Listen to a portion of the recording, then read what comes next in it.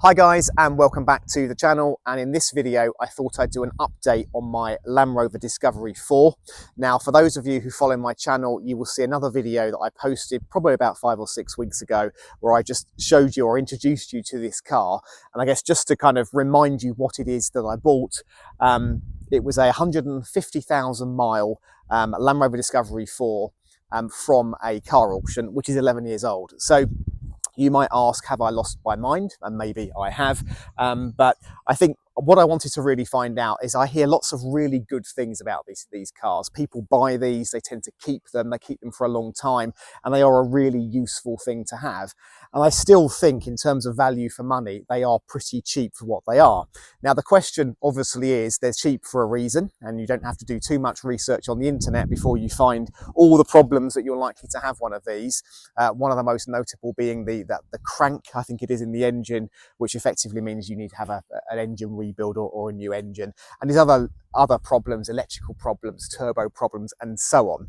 That said, you don't have to really do much driving around to notice there are quite a huge number of these on the road still, so they can't all be bad.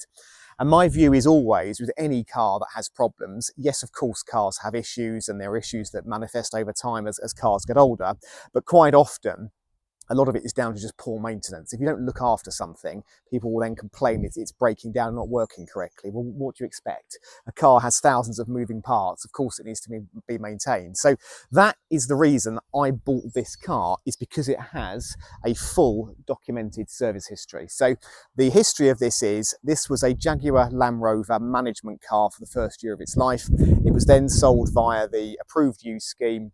And it's then been in the same ownership, one owner, for the last 10 years. And I think I've got a real sense that this car has been looked after by the fact it's got a fully stamped up service history. I've got a ton of receipts. It's had a new turbo, all the suspension's been rebuilt. It has Goodyear Wrangler tyres on it, etc, etc. So I think this is probably a good one. But anyway, I have had this car for the last 5-6 weeks, as I've just said. Between my wife and I, we've put about 1,500 miles on the car. So it's given us a real sense of how good the car is. And it has thrown up a few surprises. So let me talk you through what they are. So just as a reminder, this car was super cheap. I paid just over £7,000, and that's including auction fees and including delivery. So I think the total cost to get this car to my driveway here was £7,030, which again, wasn't a lot of money. Now, what have I actually spent on the car since I've had it? Well, to be honest, not a huge amount. So I did have the car valeted. It has been used a little bit, so it is dirty now. So the car has been properly deep cleaned. The outside wasn't so bad, but certainly inside, I've had all the seats and all the leather cleaned, the headlining cleaned, all the carpets shampooed, door cards, dashboard. And it wasn't horrendous, but it's never very nice having someone else's dirt on a car. So I've had all of that done, and I think, as you can see, it's come up pretty well. So as I said in the first video, I mean, the rear seats are really immaculate. The front, I mean, there is wear on the driver's seat. Now I did have a little bit of a go with a leather kit, one of these, with, I think, moderate success, I would say. So I haven't done it properly. I need to strip all this down and have another go at it. Or I may just, there's a place near me that will do this for about £80. I think, to be honest, if I keep it, that's what I end up doing. So all is looking good. I mean, what it's given me a chance to do, just having it properly cleaned, is just really assess the damage to the car. And there isn't any damage at all on it. It's actually in really good condition. And I think, as you can see here, it presents pretty well. And even in the back, so all this has been cleaned. It's in pretty good condition overall. So no real complaints. So what is it that I have done to the car? So all I've done is put an MOT on it. So it's been valeted. Like I said, deep clean valet. It was about £130 on this car. And I think that was well worth the money, to be honest, because the guy spent about 5 or 6 hours on it. And then the MOT was £45. So that is my total expenditure so far on this car. There are a couple of things that it has that we've noticed are wrong with it, but I'll just perhaps give you a tour and I'll talk you through some of those.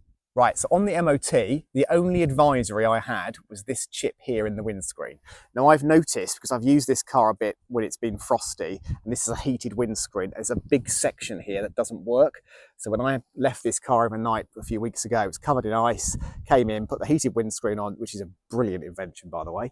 I noticed this section here isn't working. When the car was MOT'd, it did throw that up. That was the only advisory I got on the MOT, which again, you can't really complain about. So I think if I do keep this, this will obviously be an insurance claim, and I will look at getting a new windscreen. It's certainly well beyond repair.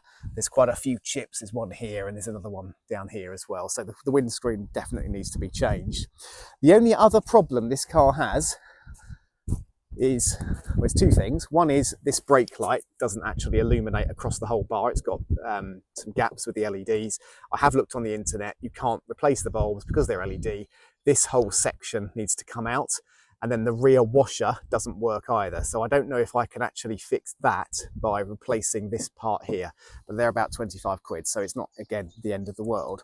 Now, the big question for me is really, what do I do with this car? Because my wife's driven it, I've driven it. I've done quite a few tip runs in this. We've been doing a lot of building work on our house. We've had skips and so on, but I've got a quad bike in the back of this in the last few weeks. I've had all sorts of building materials in it, and it's just taken it without any problems. It's really hard wearing, so even if you put bits of wood and carpet and everything else in the back of it, it doesn't seem to cause any damage, which is great. But as you'll probably know from my other videos, I do have quite a lot of other cars. So the question is, what am I going to do with it?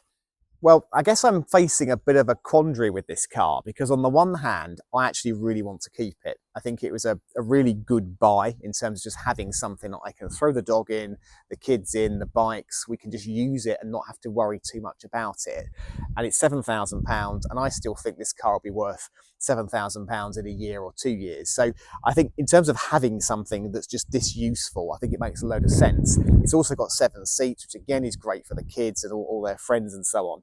I guess my fear with this car is what is looming. So whilst I'm very confident that today it's pretty good, it's been through its MOT, we've got a good history on it, it's not due a service until the summer, what's it going to throw up over the next few years if I do keep it? Am I just basically chancing it by keeping a car with such a high mileage, with such a bad reputation? So I don't know. That said, it is really nice to drive, and if I drive this on the motorway, if I drive it down the country lanes, it just feels really comfortable, really secure. It's very happy to sit on the motorway. And I also think what's really nice about this, it's what I would call a classless car. So I can turn up to clients in this, I can go into London in this. Well, it's a Euro 5 car, so I have to pay the congestion charge, but that's another thing. And I don't think it looks out of place, even though it's an old car. And then equally, it's not going to upset anybody. So one of the things I really like about this car is the kind of classless nature that it has to it. It's not going to upset anybody. It doesn't look bad. It doesn't look like a cheap car. So I think there's lots of reasons why I want to keep it. But what I've actually decided to do, I've put it on Auto Trader, and I'm going to just give it a go selling it. And I think what I'll do is I'll see over the next perhaps month, 2 months, if I get any interest on Auto Trader. And if I can sell it for a small profit, I think I'm probably just going to move it on, simply because that's going to be the deciding factor for me. And you know what? If I don't sell it on Auto Trader, if I can't sell it, then I'm going to keep it. So I think that's what's going to make the decision for me. Is that the right thing to do? I don't know. Let me know in the comments. I'd love to hear your experiences of this car, and particularly if you've had engine problems and other problems as well. If we do keep it, this isn't going to do a huge number of miles. I reckon this will probably do about maybe 3,000–4,000 miles a year, so not really very much. But then again, I have to come back to the same thing. I do have a lot of cars, and it is getting quite crazy just insuring them, taxing them, looking after them, and even just dropping them off to have various things done. So anyway, let me know your comments. I'd love to hear your feedback. Please do check out some of my other videos. And as ever, please do like, subscribe, share, and I'll see you all in the next video.